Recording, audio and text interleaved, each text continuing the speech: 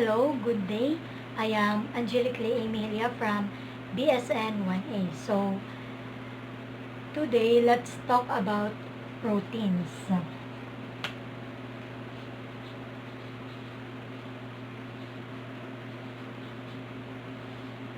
So, ano it protein? So, protein, it under iya is amino acid. So, what is amino acid? Amino acid is the building block of proteins. So, amino acid is very important in our body because kung waray kita amino acid, waray kita magbibuild and repair cells. Kay it singon tayo amino acid building blocks of protein. So, proteins functions to our body to build and repair cells. So, I will give you an example of an amino acid. I will draw a figure of glycine. Glycine amino acid. So, glycine amino acid starts with the carbon 1 attached to carbon 2, and this carbon 2 naka-double bond diya, usa na oxygen attached to another oxygen, and oxygen may niya hydrogen. Tapos iniluot na carbon 1 may diya usa gihap ka hydrogen. Tapos it down hit carbon 1 is the R group.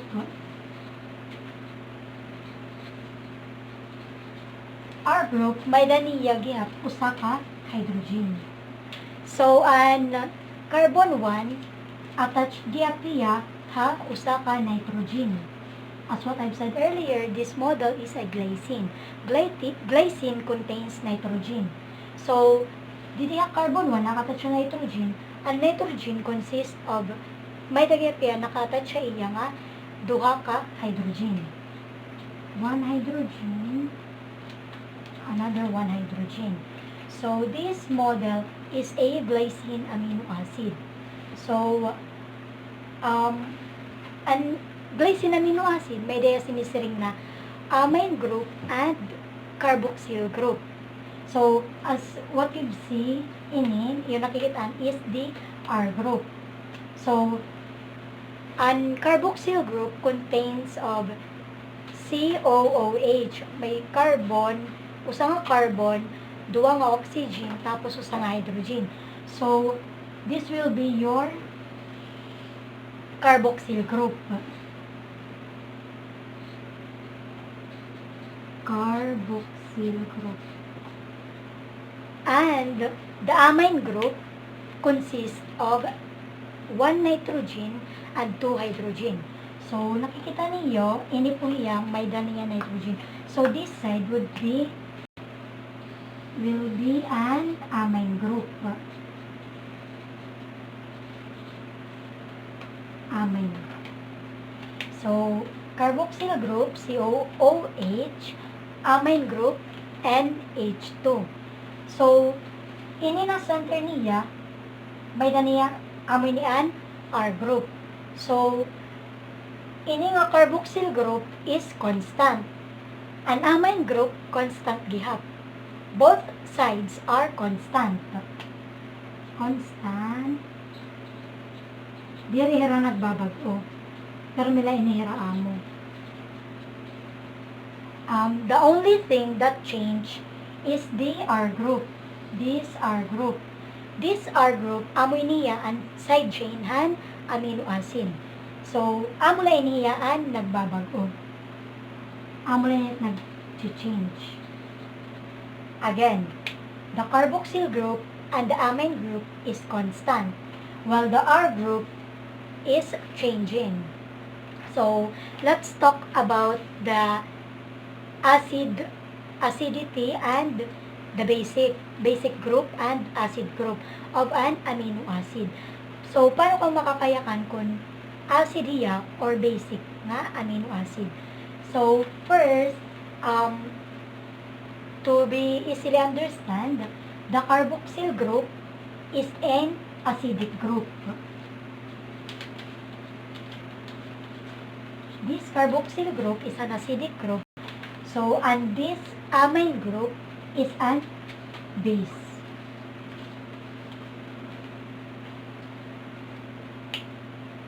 So, this is my model of glycine. Carboxyl acid group and basic group is the amine. So, let's proceed to the essential amino acid.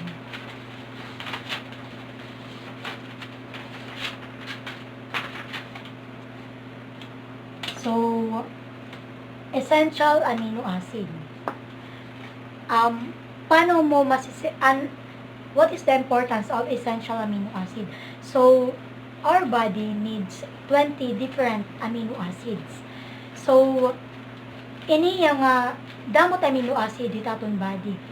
Pero, an essential amino acid, 9 la kabugos.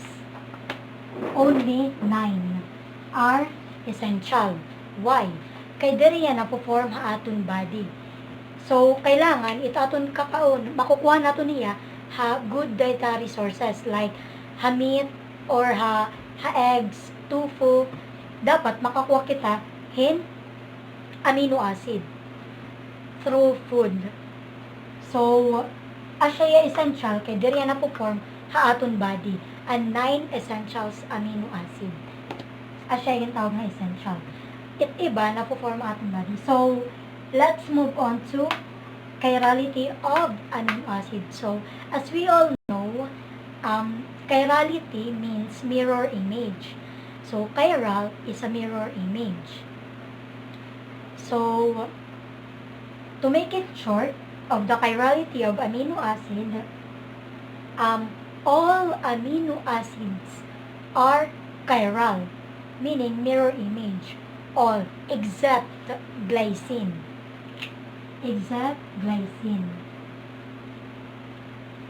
So, remember, again, nga tanan nga amino acid is chiral, except glycine. Kaya ang glycine, diri ya mirror image. Bisa niya pagbalik taron. So, let's move to cysteine. Cysteine, a chemically unique amino acid. So, kaya niya gintawag nga unique amino acid because cysteine has a sulfur. So, iniya nga sulfur group, amoy niyan nakakapahimaya nga special. So, ang cysteine at siya special kay may niya sulfur group.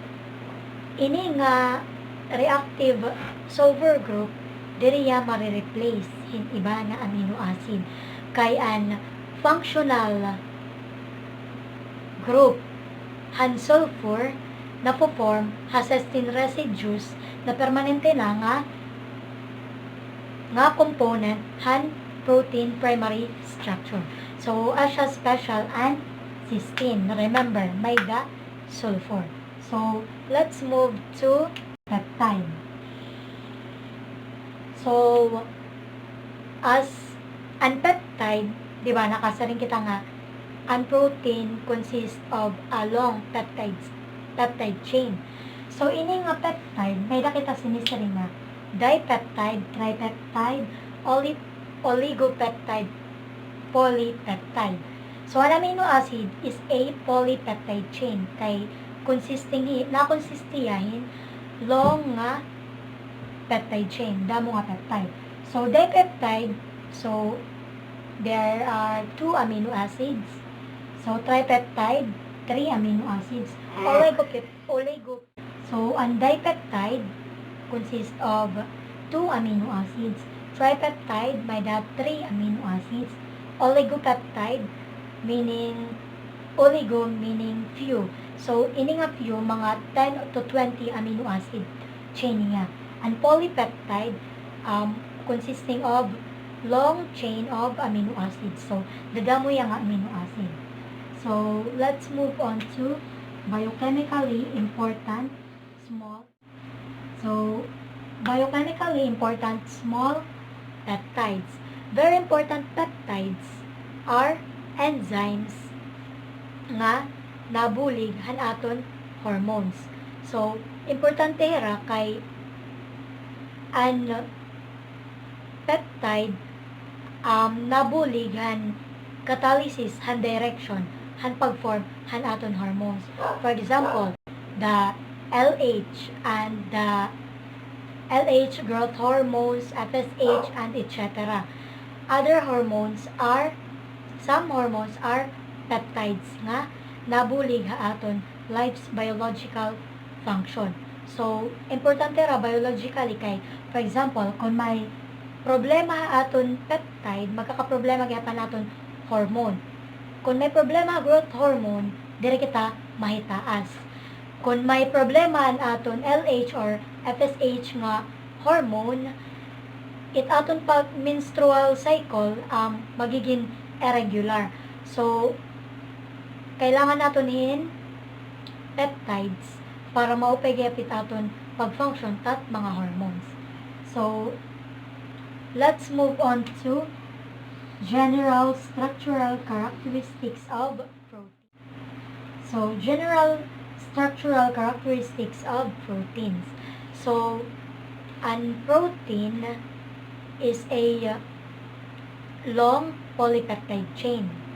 So, there are 40 amino acid residues and protein. So, there are classification and protein structure. The multimeric and the monomeric. Mono means one and multi means many. So, monomeric protein, only one peptide chain is present protein, one peptide chain. So, the multimeric means more than one peptide chain is present in a protein. So, let's move on to glycoproteins. What is glycoproteins? So, first, kita ito tanan, glyco means sugar. So, glycoproteins means there are sugar in a proteins or saccharides. So, what is a protein hydrolysis? Hydrolysis means adding water. Breaking down by adding water. So, protein hydrolysis, amo niyan pagbubulaghan protein structure by adding H2O. What is protein denaturation? What is protein denaturation? So, denature nga ni, nag-iiba it nature. So, protein denaturation is nadidenature it protein, or nadidenature nga ni, nag-iiba, or naiibat shape, naiibat color, or whatever. For example, I will give you an example of protein denaturation. The example of protein denaturation, for example, kung ma-denature ang protein, for example, is the egg white. So, egg white, ma-exposed nga niya heat, aniya white, magiging iba nga ka-white, magiging opaque white, or magiging opaque white hiya, kung ma-expose siya heat. Due to heat or high temperature, na denature and protein. So, amad to ang protein denaturation. So, let's move on to protein classification based on shape. So, there are 3 classifications of protein based on shape. The first one is the fibrous.